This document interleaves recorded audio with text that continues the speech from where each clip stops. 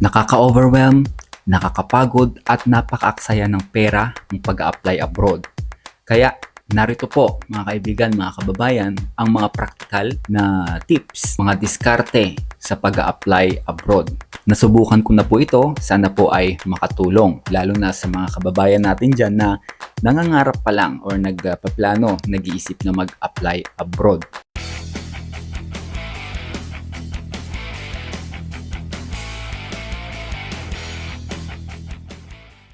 Unahin na po natin ang tip number 1. Kailangan po nating linawin kung ano ang target mo. Dapat lagi po tayong may target, hindi yung aarangkada ka agad, luluwas ka agad ng Maynila na gusto kong mag-abroad, apply tayo, ganun. So wag, kailangan muna nating pagplanuhan lahat. Ano ang target mo? So bago po tayo mag-apply, dapat malinaw at dapat nasa isipan mo na kung ano ang mga targets mo. Unahin na po natin ang lugar na pupuntahan mo. Anong bansa ba ang target mo? Plano mo bang mag-Saudi, mag-Taiwan? May mga kaibigan ka ba sa Switzerland? Or kung saan pa yan? Kasi aminin na natin, karamihan ngayon sa mga nagbabalak na mag-apply abroad ay meron ng iniisip na bansa. Meron na silang pinapangarap na puntahan. Kaya again, target number 1, anong bansa? Next, target number 2, anong trabaho?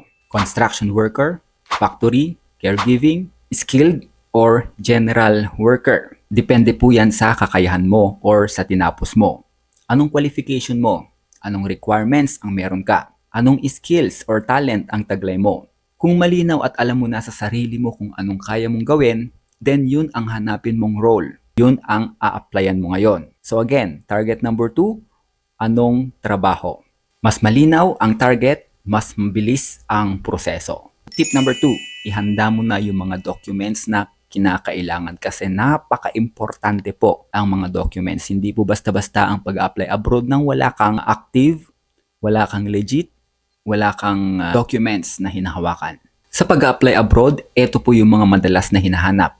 Updated resume or curriculum vitae. Next, sa pag-abroad, of course, kailangan po natin ng valid na passport. So, kung may balak po kayo mag-abroad, ngayon pa lang ay kumuha na po kayo ng passport para handa na po kayo once na kayo ay mag-a-apply na. Next, COE or Certificate of Employment. Pwede rin yung Certificate of Experience. Kapag may mga previous jobs po kayo, dapat meron po kayong copy ng Certificate of Employment dahil kakailanganin po natin yan sa pag-a-apply. Hahanapin po yan ng mga agencies. Next, NC2 or TESDA Certificate. Okay, so may mga agencies na hindi na kailangan to pero advantage po natin kapag meron po tayong NC2. Next na importante po ay diploma or meron po tayong transcript of records. Hinahanap po yan ng mga agencies. Ngayon, kung may pera ka pa, pwede ka na rin kumuha ng NBI, magdala ng mga pictures, different sizes, birth certificate, dalhin ang mga IDs na meron ka, mag-ipon ng mga latest pay slip. Again, lahat ng ito ay hindi hinahanap ng ilan mga agencies pero mas mabuti, mas mainam kung handa po kayo. Isama nyo na rin po ang DMWE registration. So paano kumuha? Punta lang po kayo sa DMW website at mag-register. Okay, makikita nyo na po doon yung DMWE registration number po ninyo doon. I-screenshot nyo na lang or ipaprint po ninyo. Tip number 3. Sa legit na agencies lang po tayo dumaan. Okay, so mag-ingat po tayo.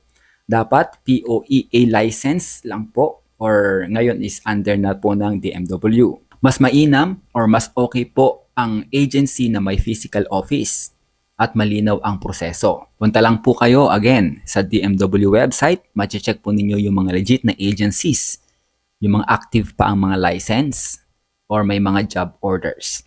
Okay, tip number 4, paghandaan ang job interview. Aminin na po natin, minsan mas madali po ang mga job interviews abroad kaysa sa Pilipinas. Okay, hindi naman lahat, no? Pero based sa experience ko, mas madali po talaga ang mga interview questions pagdating sa pag-apply abroad. Ano ba yung mga common na interview questions pagdating sa pag-apply abroad? Unang-una, tinatanong dito yung work experiences mo. Pinapa-explain nila ang mga naging karanasan mo, ano yung mga kaya mong gawin, ano yung mga trabaho mo ngayon, ano yung mga tasks and responsibilities mo. Kaya mo bang magtrabaho ng long hours? Kasi lalo na sa ibang bansa, hindi lang 8 hours ang trabaho doon. So, malakas ka ba?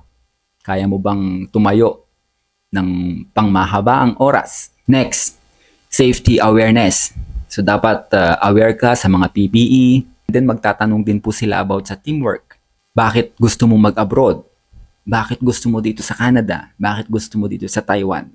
Yun po yung mga karaniwang tanong. And then, mas mainam, manood po kayo ng mga YouTubes. May mga sinishare po yung mga OFW kung ano yung mga napagdaanan po nila. Dito po ay pare-pare po tayong matututo ano yung mga naitanong sa kanila para mapaghandaan po natin ang ating mga interviews. So tandaan po natin, ang pagsasagot ay diretso at honest. Huwag po tayong mag-imbento. Dahil hahanapin po nila yung mga documents, i-verify po nila kung tama ang mga sinasabi ninyo. Tip number 5, umiwas po tayo sa scam.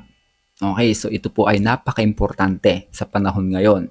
Okay, so ano po yung mga red flags? Hindi nakapanipaniwala, magduda na po kayo. Yung mga guaranteed visa, di kaya yung wala namang job order, merong malaking upfront fee, yung naniningil agad, hindi kaya pinapadali po kayong magbayad. Kapag may mga ganong issues na, mag-isip-isip na po kayo.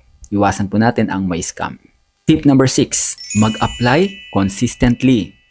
Hindi yung minsanan lang. Mas effective po kasi kapag weekly ang pag-apply po ninyo sa mga agencies. Kailangan po ninyo mag-target mga 5 to 10 na agencies per week. Madali po ito para sa mga malalapit lang sa mga agencies at mahirap naman kapag ikaw ay nasa probinsya. Lalo na kapag malayo po ang inyong lugar. Aminin na po natin, ito po yung reality. Tip number 7, mag-upgrade po tayo ng skills habang naghihintay. Halimbawa, nakapag-apply na po kayo at wala pa po kayong TESDA, habang naghihintay ay kumuha na po kayo ng certificate. Mag-enroll sa TESDA dahil ang TESDA certificate ay hindi pwedeng pekehin.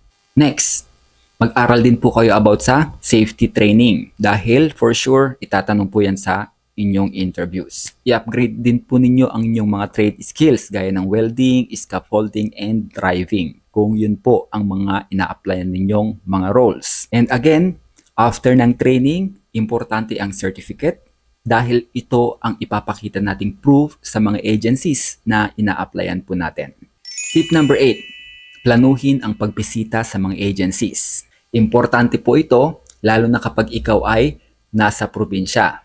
Dahil maaksaya po ang pag-walk-in or yung pagbibisita mismo sa mga agencies. Week number 1, magplano ka kung saan ang plano mong puntahan. Halimbawa, sa Makati. Dito, mag-online search ka. I-google mo ang mga agencies na magkakalapit within Makati. At yun ang puntahan mo sa week number 1. Isulat mo, i-take down notes mo yung mga agency names at locations para kapag sa week number 1 na yun ay pagpunta mo sa Makati, alam mo na yung mga pupuntahan mo na sunod-sunod. The next, week number 2 naman, plano mo naman pumunta ng Ermita. So, habang nasa bahay ka pa lang, i-online mo na, i-google mo na kung ano yung mga legit na agencies na nasa loob ng Ermita. Isulat mo na kung ano yung mga address and the agency names para pagpunta mo within week 2, alam mo na kung ano yung plano mong puntahan, alam mo na yung target na agencies mo. And then sa week 3, plano mo naman sa Mandaluyong, and then week 4, ganito, ganyan. So alam mo na, planuhin po natin ang lugar na pupuntahan and then i-google po natin yung mga agencies na napapaloob sa lugar na to para hindi tayo matagalan, hindi tayo magastusan sa paghahanap ng agencies. Tip number 9, mag-apply online. Makakatulong po ito lalo na sa mga malalayong lugar. Effective din po ito sa ilan dahil marami na ngayon mga agencies ang nag-i-initial selection through online application. Dito kailangan po nating mag-send ng updated resume sa kanilang mga email address or minsan magpapakreate sila ng account sa kanilang websites. Then, may mga agencies na nag-i-screen ng ating mga na-submit na resume online. Then, if pasado, tsaka nila kayo tatawagan for initial interview. Okay, so sa pamamagitan ng online application, makakasave po tayo ng time, ng effort, ng pera. Halimbawa, makakita po tayo ng post sa Facebook. Ang gawin po natin, i-copy ang name ng agency and then punta po kayo sa DMW website, i-verify kung legit ang agency na yon. And then kapag legit, tignan ninyo yung email address, doon po ninyo ipasa ang inyong mga resume. Again, uulit-ulitin po natin to dahil importante. I-verify po natin ang agency kung legit or active pa ang kanilang permit or kapag may job order po ito. Huwag po tayong basta-basta maniwala sa mga Facebook post.